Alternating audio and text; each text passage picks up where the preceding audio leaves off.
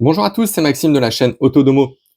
Alors aujourd'hui, je vais vous présenter cette tablette tactile donc qui nous vient de chez Losee. Au niveau du modèle, c'est la F11 Pro.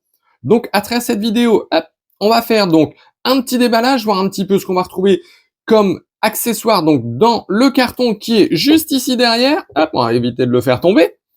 On fera également un petit tour de la tablette, bien évidemment, des petits tests dessus, voir ce dont elle est capable. On verra aussi derrière, au niveau de l'appareil photo, ce que ça va donner. Et puis, on terminera par une conclusion. Mais avant toute chose, si vous n'êtes pas abonné à la chaîne, je vous invite à le faire tout de suite.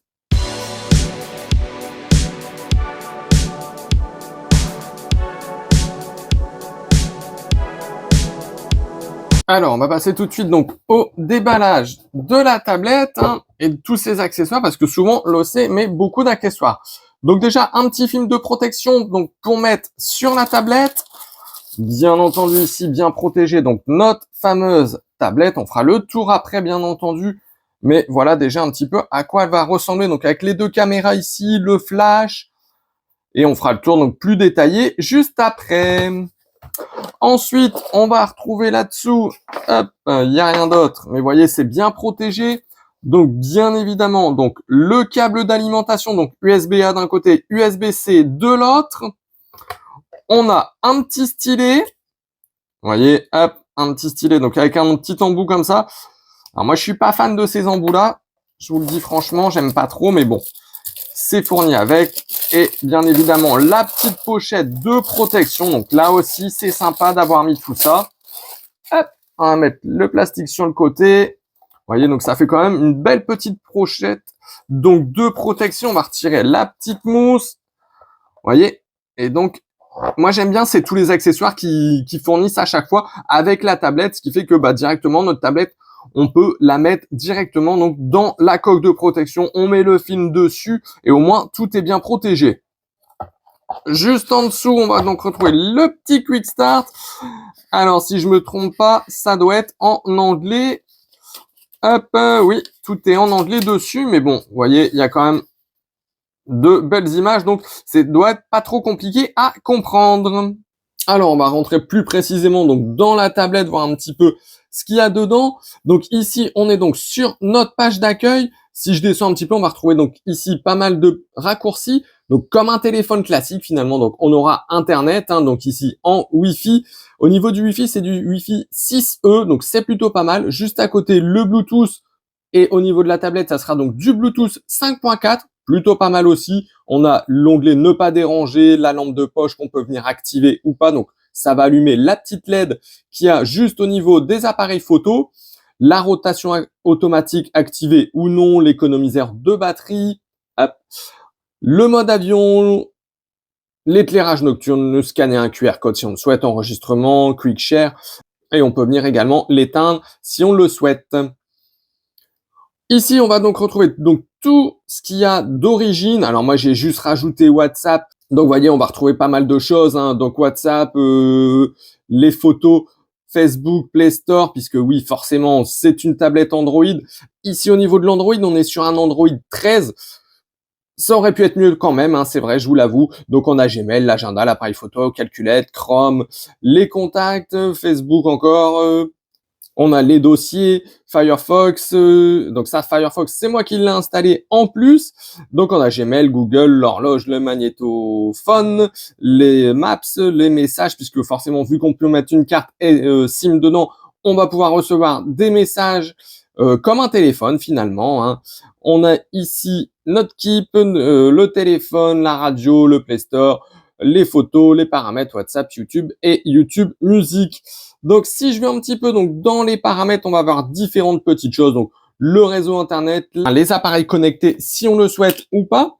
Mais je vais essayer un petit peu vous voyez, ça fonctionne plutôt pas mal aussi avec le petit stylet. Les applications récentes et par défaut, les notifications, le pourcentage de batterie. Ici, donc, le stockage qui va nous rester. La mise en marche et l'arrêt programmé, le sound, les écrans, le fond d'écran et style, l'accessibilité, sécurité, confidentialité, localisation. Donc ça, c'est le nombre d'applications qui ont accès donc à la position, le sécurité urgence, le mot de passe, bien-être numérique et contrôle parental. Donc ça, c'est plutôt pas mal si la tablette est destinée donc à un enfant. Et pour le prix, je pense que ça peut en effet correspondre à un enfant.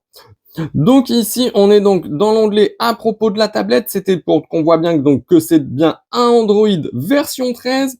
Et ici, donc au niveau de la RAM, puisque je vous en ai pas encore parlé, mais donc on est donc sur du 6 plus du 4 gigaoctets, puisqu'elle c'est extensible à 4 gigaoctets en plus. Donc ça, c'est plutôt pas mal, et ce qui fait que ça rame pas trop non plus, notamment dans les jeux ou dans les vidéos qui demandent pas mal d'effets dessus. Et c'est aussi notamment grâce au processeur. Alors le processeur, c'est un MTA octa-core donc de 2,3 GHz. Donc ce qui fait que ça rame pas beaucoup, voire pas du tout. Alors ici, on se retrouve un petit peu donc au niveau de l'appareil photo. Je me suis mis dehors un petit peu pour qu'on puisse voir un petit peu ce que ça donne. Mais voyez, pour du 13 mégapixels, je trouve que c'est plutôt pas mal quand même, hein. Et même en zoomant, vous voyez là, je suis vraiment au maximum. Alors je bouge un petit peu, hein, malheureusement, ce qui fait que la mise au point n'est pas évidente pour l'appareil. Mais vous voyez, même en zoomant à fond, je trouve qu'on est quand même plutôt pas mal. Donc c'est même assez surprenant pour une tablette de ce tarif, ce qui est tout de même très performant, je trouve. Donc ça, c'est vraiment intéressant dessus. Bien évidemment, au niveau vidéo, ça va être la même chose, hein. Vous voyez, donc pour du 13 mégapixels, on est quand même plutôt pas mal. Alors là, par exemple, je suis avec la caméra frontale, et vous voyez, même au niveau de la caméra frontale, bah, on est quand même plutôt pas mal, hein. C'est pas parfait, mais c'est quand même assez surprenant pour du 5 mégapixels. Ça aurait pu être vraiment bien pire. Alors ici, j'ai lancé un jeu vidéo. Alors c'est Call of Duty. J'ai décidé de mettre Call of Duty parce que bah, c'est un jeu qui demande énormément de ressources, donc au niveau d'une tablette ou d'un téléphone. Et puis bah, comme vous le voyez, ça lag pas trop, ça bug pas trop. J'ai fait plusieurs parties avec, hein. Alors c'est pas évident sur tablette, j'ai plus l'habitude de jouer sur téléphone, donc on va pas parler de mon niveau de jeu, s'il vous plaît, hein. Mais voilà, c'était pour vous montrer que ça ne lag pas, même quand je tire comme un bourrin, vous voyez. Il n'y a pas de freeze, ça ne lag pas. C'est plutôt pas mal à ce niveau-là. Je pense que c'est notamment dû à ce fameux processeur MTK octa-core qui fonctionne en 2,3 GHz. Je pense que ça fait quand même beaucoup de choses, et notamment cette fameuse fluidité donc au niveau d'un jeu vidéo qui demande quand même pas mal de ressources comme ça. Il est temps maintenant de passer à la conclusion donc au niveau de cette tablette tactile de la marque LOC, et donc pour rappel au niveau du modèle c'est le F11 Pro. Je vais commencer par vous parler du prix parce que forcément ça va signifier beaucoup de choses. Donc au niveau du tarif, on est à environ 115 €. Donc vous voyez, on est tout de même très très bas au niveau du tarif. Il y a quand même 2-3 points négatifs dessus que je vais vous dire tout de suite. On fera les points positifs juste après. Donc le point négatif, pour moi, le gros point négatif, ça va être l'Android 13. Donc ça, c'est dommage que ça soit un Android 13. Maintenant, il y a nettement mieux, notamment pour des questions de sécurité. Il y a normalement beaucoup mieux là-dessus. Pareil au niveau de l'écran, lorsque vous êtes en plein soleil, l'écran est pas très très lumineux malheureusement. Donc ça va être un petit peu embêtant si c'est pour être sur la plage ou des choses comme ça. L'écran, il va pas donner grand chose.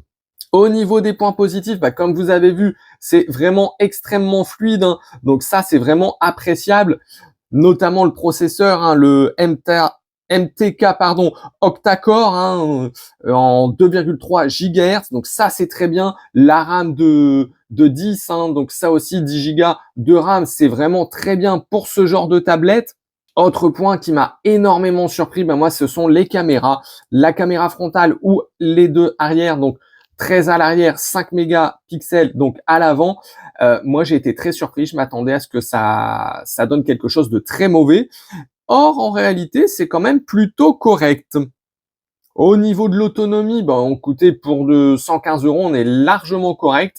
On tient une demi-journée facilement dessus, donc ça aussi, c'est un bon point positif dessus. Pareil, au niveau de la connectivité, le fait qu'on soit en Wi-Fi 6E, il y a mieux, mais c'est quand même pas mal. Le Bluetooth 5.4, il y a mieux, mais c'est quand même pas mal non plus. Donc, vous voyez, tout ça pour 115 €, je trouve que le prix est très, très cohérent, voire très combatif. Alors bien évidemment, je l'ai mis en format paysage, mais on peut également la mettre en format, vous voyez, comme ceci, hein, ça fonctionne également très bien comme ceci, hein, il n'y a pas de souci. Voilà, mais j'en ai fini donc au niveau de cette tablette. Si jamais vous avez des questions, n'hésitez pas à les poster sous la vidéo, je me ferai un plaisir d'y répondre. Puis moi, je vous dis à bientôt pour d'autres vidéos.